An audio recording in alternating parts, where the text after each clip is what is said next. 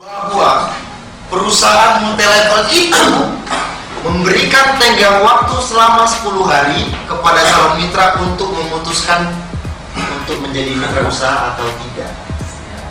Kalau asuransi iya jelas, tapi tahukah Anda bahwa di MLM itu berbeda dengan konvensional? Kenapa? Karena saya dikasih waktu maksimal 10 hari untuk ngambil keputusan saya mau gabung atau enggak. Di konvensional, barang yang sudah dijual tidak dapat dikembalikan dengan alasan apapun, kan begitu. Itu pembeda yang pertama. Yang kedua, kalau barangnya tidak sesuai, dikasih waktu 7 hari untuk dikembalikan. Saya kasih contoh begini. Ini umum, aturan ini umum kok. Saya pesennya air, tapi yang datangnya kok kopi. Saya boleh dong minta tuker? Karena nggak sesuai dengan apa yang diperjanjikan. Saya pesennya air nih, kenapa yang datangnya kopi? Dikasih tenggang waktu 7 hari. Bagi teman-teman yang pernah di MLM, saya tanya, dikasih tahu nggak ada yang begini? Nah, berarti kesimpulannya cuma 3 tuh, kalau nggak skema Ponzi, piramida atau money game. Jauhi. Karena bukan saya yang bilang, tapi undang-undang yang atur. Kenapa undang-undang dibuat? Minimal untuk melindungi kan masyarakatnya kan. Nah, yang ketiga, membeli kembali barang ya dengan kondisi yang layak jual apabila mitranya mengundurkan diri. Dan kalau saya biasa merokok yang namanya Sampurti gitu ya, nggak boleh sebut merek. Ya. Kalau saya sudah beli, saya memutuskan untuk tidak mau lagi merokok rokok tersebut, nggak ada saya garansi pembelian kembali. Tapi di multi level, Anda beli barang 2, oke, 7 hari sudah lewat, 10 hari pun sudah berlalu, masuklah hari ke-20. Aduh, berat kayaknya jualan air. Kenapa berat? Iya, berat botolnya aja 5 ton satunya, nggak bisa saya angkat. Nah sudahlah, saya mundurkan diri aja. Berarti produk sisanya pun dikembalikan, Anda dapat ganti rugi sebesar 10 administrasi 10%. Artinya ada buyback guarantee-nya loh Pak. Nah itu loh yang ngebedain kita sama perusahaan konvensional tuh. Apakah penjual rokok menjamin kembali untuk membeli produknya? Gak ada jaminannya, gak ada yang ngatur kok. Tapi kalau di multi level diatur. Nah, kemudian jelas ya, kalau kompensasi atas kerugian tentu harus diganti rugi. Kalau ada kerugian, kalau ada keuntungan, diam-diam aja kan, gak ada ganti untung Pak, ganti rugi yang ada kan. Nah, menariknya, melaksanakan pembinaan dan pelatihan untuk meningkatkan kemampuan. Loh, kan lucu. Saya ini konsumen loh padahal. Saya ini konsumen. Saya beli barang karena saya merasa butuh tentunya. Oke lah, hak 40% itu ya memang udah ketentuannya, anggap aja lah begitu. Tapi kok ternyata setelah saya dapat 40%, saya dapat produk yang saya perlukan, saya dapat training, pelatihan itu, dapat pendidikan. Ini yang agak sedikit geli-geli basah kalau menurut saya bilang. Ada loh perusahaan yang mau untuk menyekolahkan bahasanya daripada mitra usahanya. Padahal kita ini perusahaan Pak, bukan sekolah. Jadi anugerah bersama perkasa itu bukan sekolah, tapi perusahaan. Tapi dia punya kewajiban, siapa yang bilang? Undang-undang, untuk memberikan pendidikan. Kepada siapa? Kepada pelanggannya PT Anugerah, dalam hal ini siapa? Mitra usaha. Gitu. Jadi kalau kata teman saya asyik nggak? Nah, pakai tas itu asyik. Nah yang terakhir, jumlah komisi atau bonus paling banyak tuh keluar lagi tuh 40%. Bahasa Sanskerta 40%, bahasa Indonesianya 40%. Artinya ini umum. Jadi kadang gini, menarik banget. Harapan saya dari penyampaian ini adalah Bapak Ibu tuh nggak usah pusing sebetulnya sama MLM. Mau dia pakai gaya binari kah, matahari kah, bulan bintang kah, Ka'bah kah, apakah namanya begitu? Anda udah tahu komisi saya 40% kan? Kalau nggak 40%, ya jauhi. Cina nanti kan begitu. Hukum ekonomi aja lah, tanpa modal untungnya besar kan begitu. Ya. Oke, jadi ini yang bilang siapa? Undang-undang. Legalitasnya sudah ada. Berarti kita itu bisnis legal atau ilegal sebetulnya? Legal. Yang ilegal apa? Cuma 3 itu tadi. Money game, piramida, ponzi. Cuma 3 itu doang. Yang lain itu legal. Jadi judulnya itu adalah Undang-Undang Nomor 32 Tahun 2008 tentang perusahaan yang melakukan distribusi penjualan langsung. Kalau nggak salah, tolong dicari itu. Saya lupa persisnya seperti apa. Tapi bunyinya itu seperti itu. Ini salah satu dari sekian pasal. Ini tuh pasal 2. Ya pasal 2. Ini pasal 4 atau pasal 3 gitu. Nanti tolong dilihat. Oke. Jadi Anda itu sebetulnya punya bisnis yang diprotek sama negara, dilindungi sama undang-undang, legal. Jadi kenapa mesti malu? Begitu. Oke. Next. Nah, ini baru saya agak cerita sedikit sama produk kita. Jadi sebetulnya saya cerita dulu namanya Rauma. Kenapa kami pilih namanya Rauma? Jadi ini ada kisah ketika Sayyidina Utsman ibn Affan itu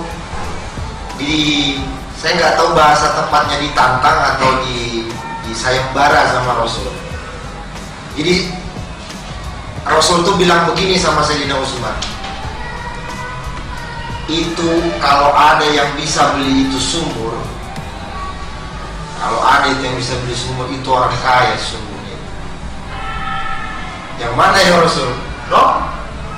Ada sumur ternyata milik Yahudi. Nama sumur itu Rauma. Singkat cerita, saya nggak berpanjang, saya bukan sejarah ini. Singkat cerita, dibelilah sumur itu sama Sayyidina Utsman. Dan sumur itu diberi nama Rauma. Bir Rauma apa gimana itu? Saya kurang tahu juga. Makanya diambil kata-kata Rauma. Artinya apa? Nggak ada artinya Pak. Jadi Rauma itu asalnya adalah sumur yang dibeli dari Sayyidina Utsman, dari seorang Yahudi, untuk digunakan memberdayakan umat. Udah gitu doang. Selesai. Kenapa pakai namanya Rauma? Nggak ada lah selembut sutra kah, selembut tamu, nggak ada itu ya. Nggak ada bahasa karang-karang gitu loh. Selembut awan. Nggak harus itu yang boleh ya. Jadi Rauma plus. Nah, kemudian air minum dalam kemasan Bapak Ibu ada 3 kategorinya. Kalau 2 nanti dikira paslon, kalau 1 nanti dikira ateis. Jadi ada 3 jenis air minum dalam kemasan. Iya Pak, galon, botol, dan gelas. Bukan. Ya, bukan. Jadi ada 3 kategori daripada air minum dalam kemasan. Siapa yang ngatur? Bukan saya yang ngatur, BPOM. BPOM punya 3 klasifikasi terhadap air. Yang pertama air mineral. Oke, air mineral. Yang kedua air demineral. Air demineral. Oke. Nah, baru nih yang ketiga nih. Air aquades. Air semurni-murninya air. Nah,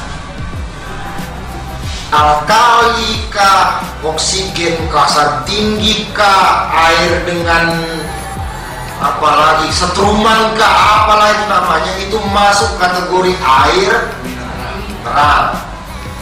Tapi ada spesifikasinya, ada speknya istilahnya. Kalau ada lagi nanti air demineral. Air demineral itu air yang tidak ada kandungan mineral di dalamnya. Nah, ultimate-nya itu adalah ya aquades itu air bener-bener air murni lah. Nggak ada campuran apa, ya air tok H2O, udah gitu doang. Oke.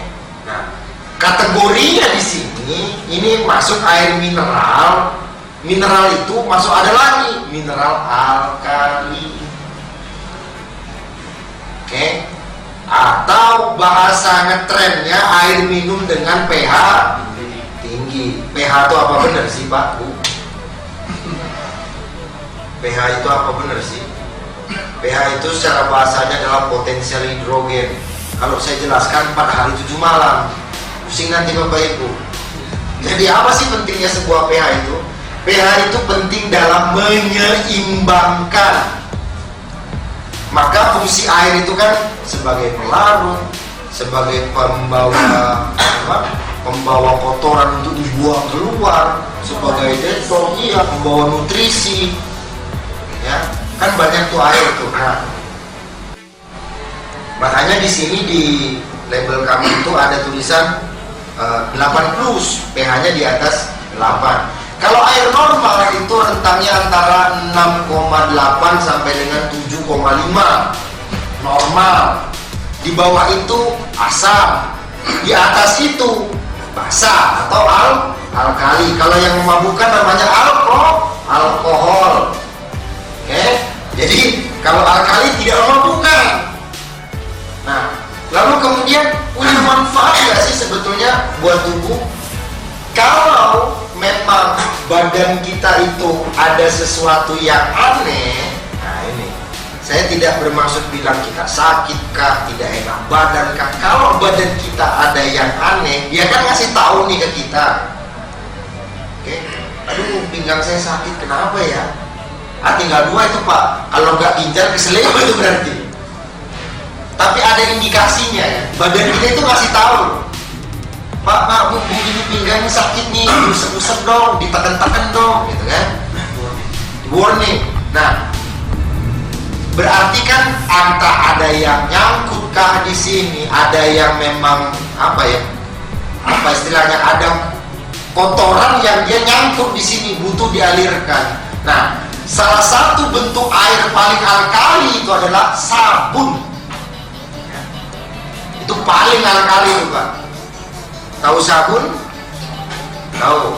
Bagaimana kalau kita pakai sabun? Kena air? Licin. Sabunnya licin. Setelah disabunin kasar. Kenapa? Netral. Keringat laki-laki itu umumnya bau asam. Gak pernah tuh basah kali laki-laki ini keringatnya. Gak ada. Asam baunya biasanya kan begitu. Makanya orang umumnya sehabis keringatan dia mandi. Dan orang Indonesia nggak lazim kalau nggak mandi pakai sabun. Kenapa? Keringat itu asam, dibasuh sampai jadi netral. Makanya habis mandi pakai sabun badan segar, menyeimbang aja sebetulnya. Jadi sebetulnya air alkali itu, kalau ini Pak, ini kecap ya, semua pun bisa bikin, tapi saya bicara faktanya aja deh. Bahwasanya air alkali ini punya kemampuan mentransport hal-hal yang sifatnya baik ke dalam tubuh dan membuang hal-hal yang buruk dari tubuh. Itu aja ya. Jadi ambil yang baik, buang yang buruk. Tinggalkan sendal yang buruk di masjid, ambil yang bagus. Begitu. Air alkali itu tidak lebih, tidak kurang, itu fungsinya. Jadi nggak ribet kan memahaminya kan? Oh enggak Pak, kita pakai teknologi nano, kita pakai teknologi reverse osmosis, kita pakai teknologi carbon water. Allah. Semua air alkali itu nggak ada yang orisinil, pasti diproses. Salah satu prosesnya itu macam-macam, magnetisasi, ionisasi, hidrogenasi. Itu proses alatnya. Outputnya adalah sebuah cairan yang mampu dikonsumsi tubuh. Satu, untuk melarutkan hal-hal yang baik. Yang kedua, membuang hal-hal yang buruk. Selesai. Gampang ya? Air alkali susah nggak? Enggak, simple gitu aja. Oke? Oh salah Pak, harus pakai elektrolisis begini. Itu tesnya. Sekarang masa iya kita badan kita mau disetrum? Di elektrolisis Pak, biar sehat badan saya, itu kan konyol. Tapi makanya, dan itu pun BPOM mengatur untuk tidak terlalu tinggi pH-nya, karena kalau sudah terlalu tinggi berbahaya juga buat tubuh. Gitu Itu makanya diatur pH-nya itu di kisaran antara 8 sampai dengan 9,5. Di atas itu sudah berbahaya. Tas itu saya ngomong. Oke. Nah, produk yang kedua, kopi. Apa khasiatnya? Nggak ada Pak, ini sekedar kopi Arabica yang diambil dari petani-petani di daerah Karo.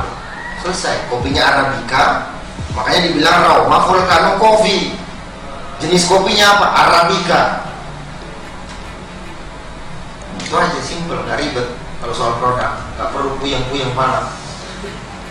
Bagaimana tahu kopi itu enak? Diminum, nggak bisa Pak dilihat begitu. Ini enak ya kopinya, ya nggak bisa.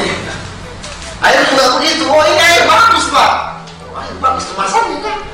Enggak, ini air sehat Pak. Ya nggak bisa. Yang tahu caranya diminum. Kopi pun sama, diseduh. Hah? Oh, Anda haus? Boleh minum Rauma Plus.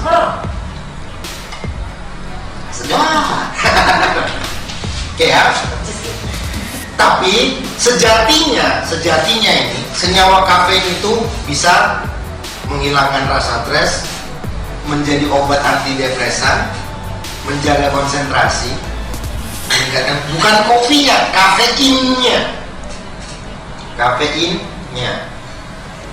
Jadi ada petani di daerah Karo itu bilang begini sama saya, Pak Andika, kalau minum kopi itu jangan minum ampasnya. Nah, maksudnya gimana Bang? Begini Mas, minum kopi itu bubuk, bukan yang saset. Emang bedanya apa? Beda Pak, kalau ini kita punya kopinya murni, nggak dicampur sama apapun. Nggak dicampur sama AIWO, nggak ada Pak, nggak ada berunya. Ini kopi single aja nih, single original makanya dibilang di sini. Single original tuh kan. Nah, single original bubuk kopi Karo sudah selesai. Kopinya jenis apa? Arabica. Oke, yang pengen ngerasain kopi, apa bahasa Arabnya? Kohwa. Silakan. Ini produknya namanya kopi Rauma. Oke. Ada yang mau kopi, mau saya. Cocok. Ada yang mau kopi? Kalau mau izin, silakan di belakang, tinggal dicicipi saja. Oke, next Mas Giro. Oke, ini sudah jam 12:30. Mau kita break zuhur, kemudian kita lanjut, atau kita lanjut zuhur kemudian? Kayaknya ini di break dulu. Oke. Nanti boleh silakan sholat dan dilanjut makan nanti baru. Jam berapa Bu mau dilanjutkan? Dilanjutkan jam 1:10 Oh, bisa? oke, bisa. Baik. Jadi kita break dulu karena sudah masuk waktu zuhur ya. Ya. Kita break zuhur, lalu kita berkumpul lagi di sini jam 1:10. 1:10. Kita akan bahas masuk ke poin C mengenai peluang menjadi stokis dan master stokis.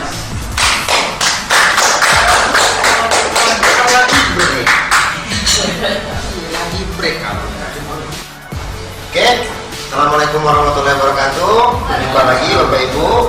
Nah, kita sekarang masuk ke mengenai peluang stokis dan master stokis.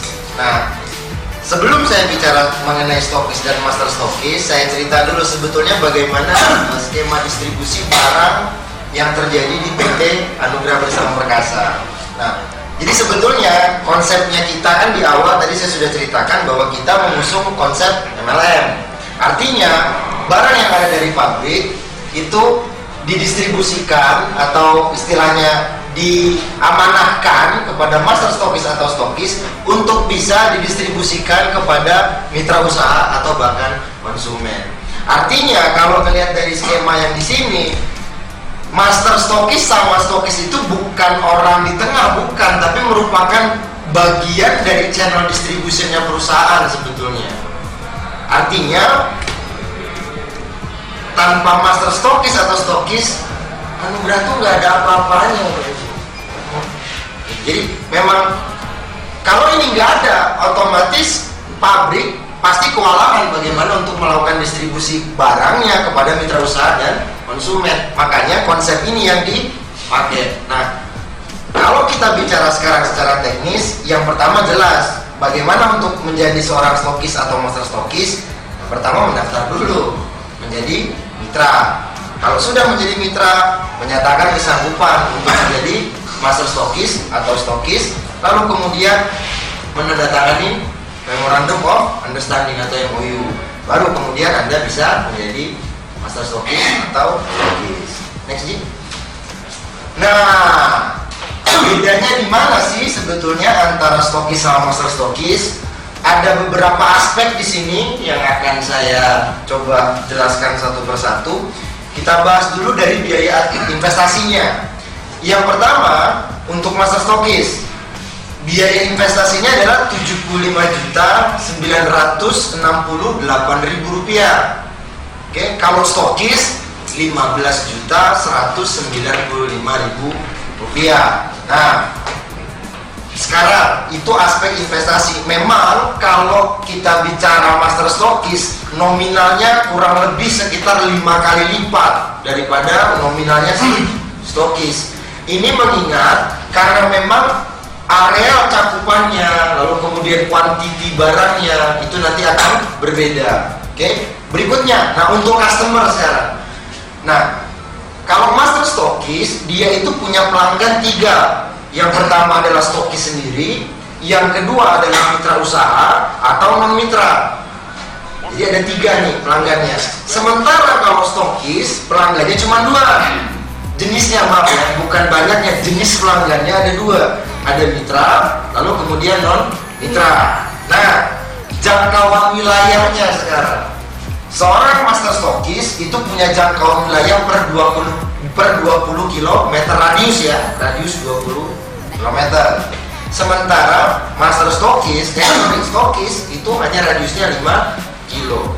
Dan ini menjadi sebuah penanda juga. Artinya dalam satu radiusnya master stokis minimal ada 4 atau bahkan bisa 5 master stokis, stokisnya. Begitu. Jadi radiusnya lingkaran. Jadi misalnya kalau saya anggap ini titiknya ini titik master stokis, maka diameter kurang lebih 20 km itu, nah itulah cakupannya dia. Dan semua stokis yang ada di radius itu merupakan jadi pelanggannya si master stokis. Oke. Kemudian kalau training sama, dapatnya sama karena kewajiban tadi di awal saya sudah jelaskan, maka baik master stokis maupun stokis adalah dapat yang namanya training secara berkala. Trainingnya mulai dari apa saja sih? Pelayanan terhadap konsumen, manajemen keuangan, manajemen waktu. Jadi betul-betul dibina, tidak istilahnya tidak dijadikan sebuah objek, tapi merupakan dibantu betul, di training dengan baik. Nah, kemudian untuk pembayaran kita transfer banknya ada 4, ada Mandiri, BCA, BNI, BRI, gitu ya. Nah, ini mungkin agak ambigu bahasanya kalau saya bilang ukuran tempat. Nah, ukuran tempat itu kan umumnya sekian meter persegi gitu ya. Nah, tapi begini Pak, ukuran tempat kalau untuk master stokis itu mampu menampung minimal 1000 dus. 1000 dus itu kalau dibayangkan ini ada 12 susun, itu ada 1000 jumlahnya. Nah, saya belum bisa tuh mengkalkulasi berapa volumenya butuh ruangan, tapi setidak-tidaknya dia punya ukuran tempat minimal untuk menyimpan 1000 dus. Sementara kalau stokis sendiri hanya 200. Karena memang kuantitinya berbeda, maka minimum ordernya pun berbeda.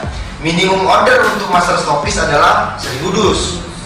Oke, kalau air. Kalau ini karena ini sangat portable, jadi bisa nyelip lah istilahnya. Jadi bukan berarti ini nggak dihitung, tapi yang lebih makan volume itu air sebetulnya Bapak Ibu. Jadi makanya yang jadi perhitungan minimum ordernya adalah air. Nah, sementara kalau untuk stokis itu hanya 200 dus. Nah, kemudian harganya nih sekarang. Harganya juga berbeda. Oke, harga master stokis itu kalau di harga air itu Rp66.000 per dus. Kemudian kalau untuk stokis Rp69.000 per dus. Harga kopinya, harga kopi Rauma itu kalau di master stokis 89.000 per dus, lalu kemudian untuk stokis 93.000 per dus. Maaf, per pack Pak. Oh, per pack ya. Baik, saya ralat per pack. Oke, baik. Nah, kemudian virtual office. Yang dimaksud dengan virtual office ini adalah fasilitas yang diberikan perusahaan untuk memudahkan master stokis maupun stokis melakukan pencatatan transaksinya. Sifatnya real time jadinya. Artinya Bapak Ibu bisa pantau melalui diri sendiri atau diwakilkan oleh orang untuk memantau pencatatan transaksi yang ada di stokis atau di master stokisnya. Itu ada.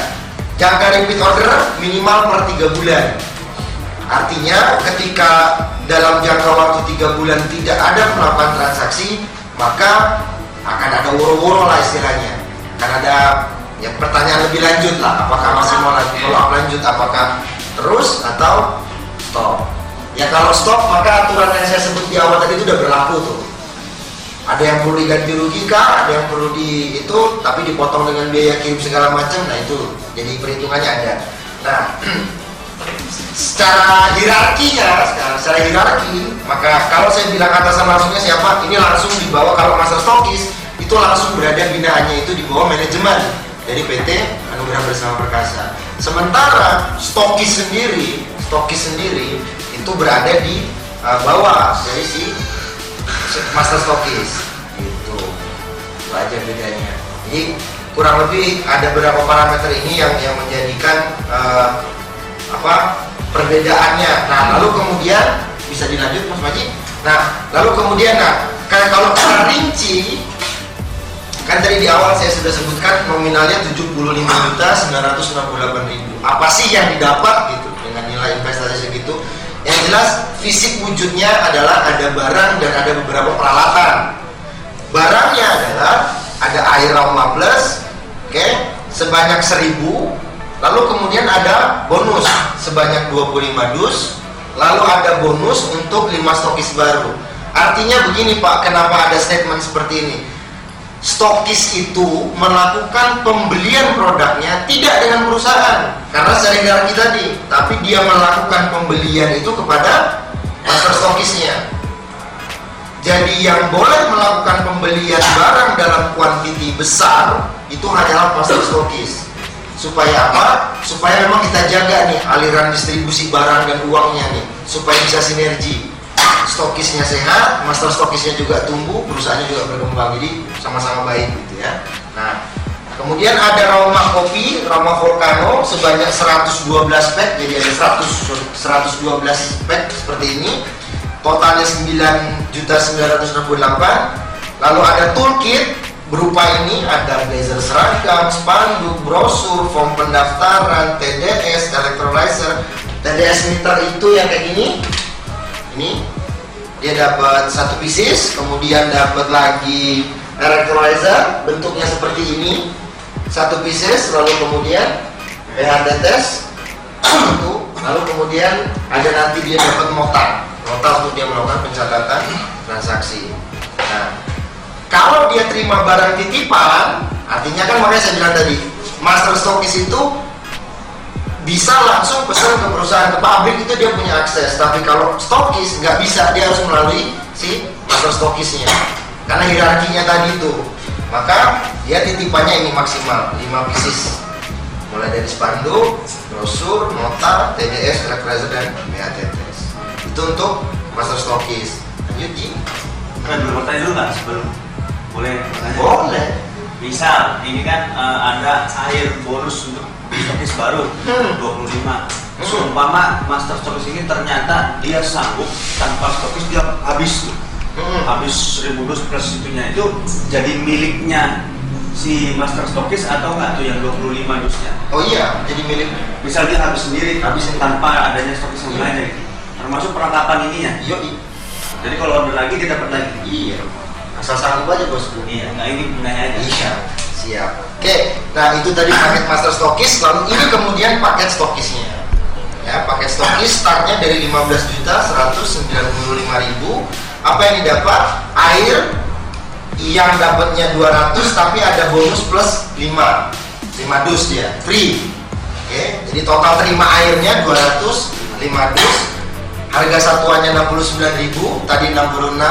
Lalu kemudian jumlahnya 13.800. Sementara dapat kopi, ini kopi sebanyak 15 pack dengan total harga satuannya 93.000, totalnya segitu 15.195.000 rupiah. Nah, setiap pembelian sama, dapatnya ini sama seperti di atas tadi. Bedanya kuantitinya masing-masing satu. Gitu. Oke, baik, kita lanjut. Nah, yang terpenting ini sebetulnya Pak, menu utama kita ini sebetulnya, menu pamungkasnya nih. Menguntungkan nggak kita dalam menjalankan sebuah usaha? Ya itu memang pertanyaannya umum. Kita khususkan sekarang, Pak, kalau saya jadi stokis sama master stokis itu sebetulnya secara matematis kita boleh bilang untung apa enggak sih? Oke, baik. Jadi ini beberapa coret-coret aja.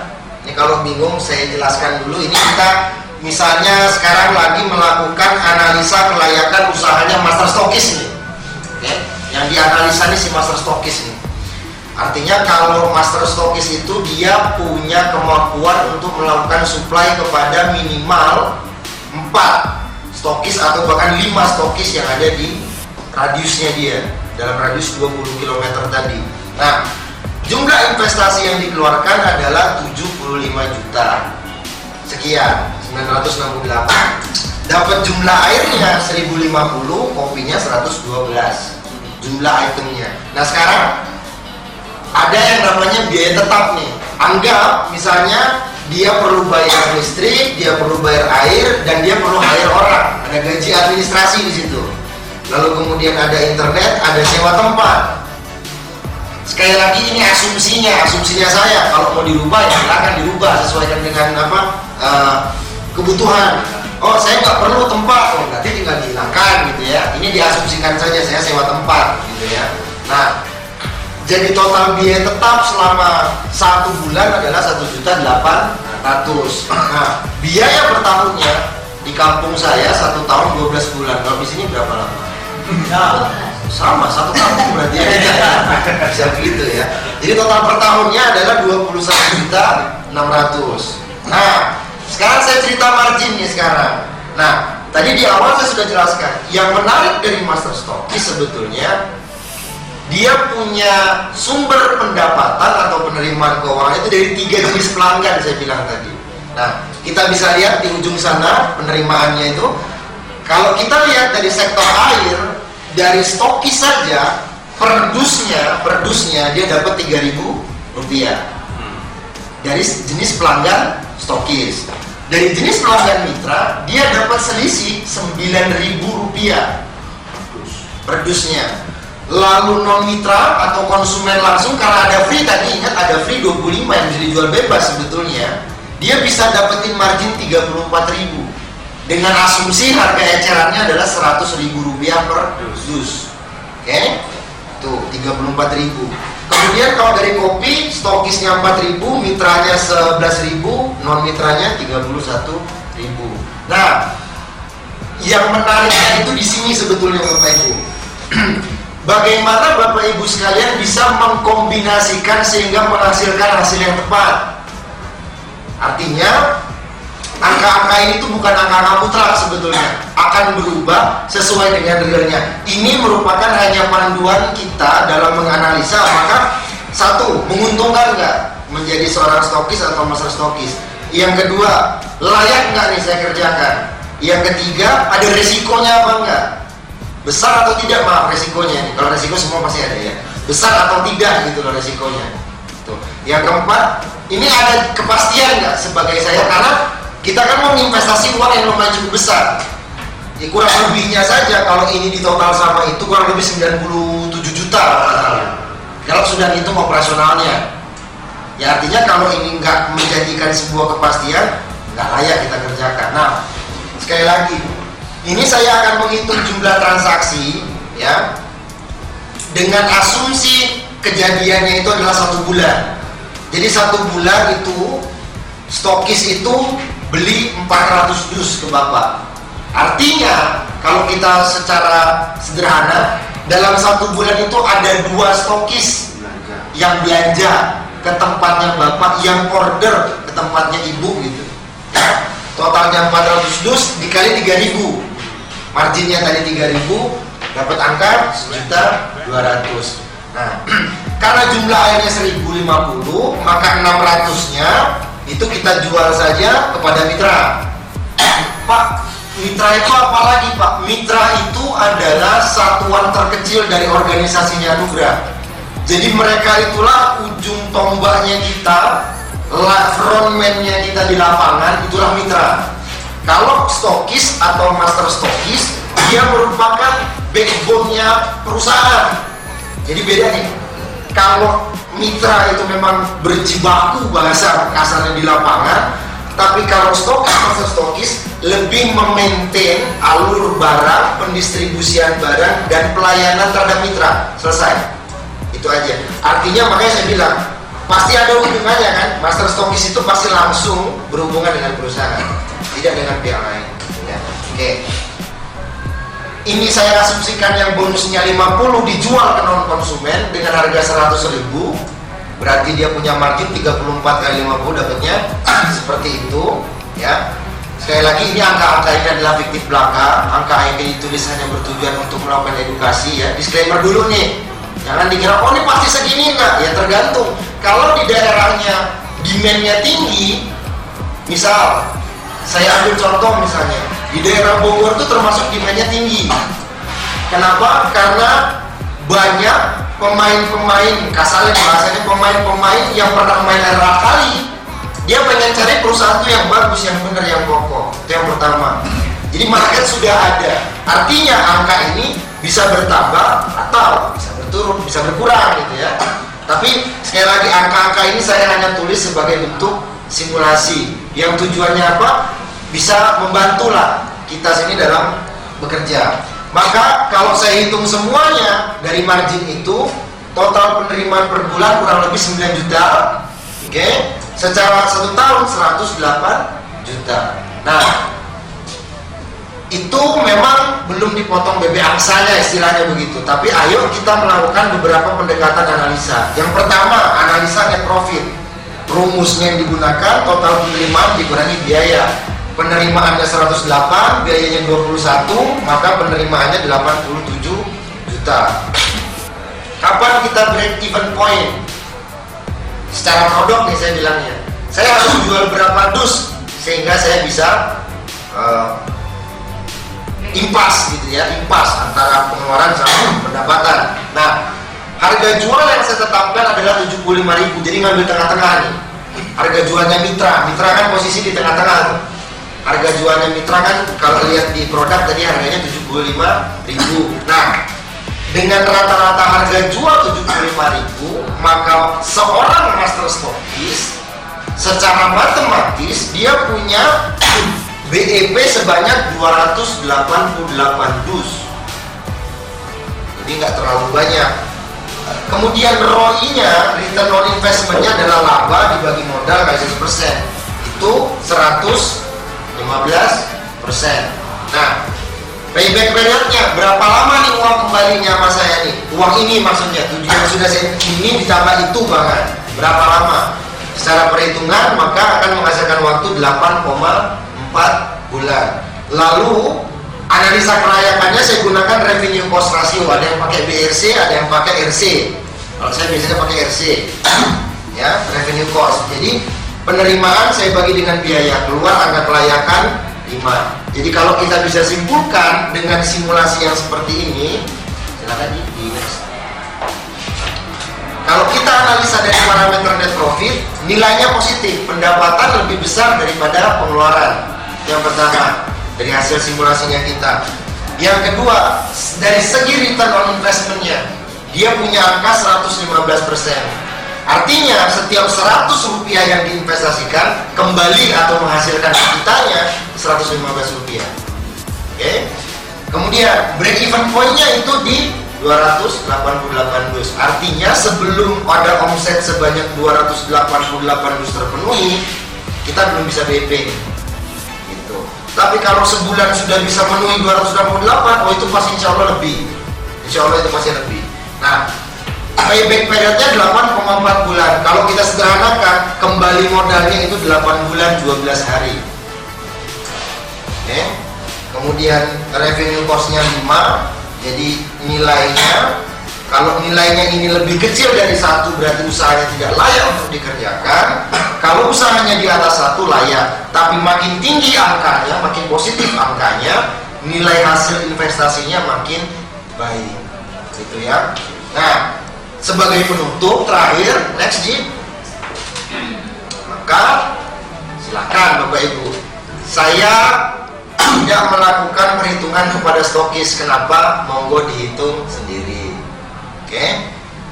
Penutup, silakan ambil peluang Bapak Ibu sekalian. Kalau yang mau mencari peluang silakan coba, nggak ada salahnya juga, tapi coba tanya-tanya dulu. Hah? Iya. Maaf, salah tulis maksud saya. Bisa jadi ada ya, Anda bisa juga nanya sama yang lain. Stokis 9 terus nggak apa-apa, Pak. Iya. Tanya perbandingan loh. 25 juta dapat 65. 25 juta dapat 65 dus. 65 dus. Sementara kita 50 juta dapat 200 dus. Lebih banyak nih dus ternyata. Makanya saya boleh perbandingan aja nggak apa-apa. Oke. Nah, terakhir sebagai penutup saya berpesan seperti ini. Mari saling membantu, saling memberdayakan bersama PT Anugerah bersama Perkasa. Oke. Saya rasa demikian pemaparan untuk Master Stokis sama Stokis.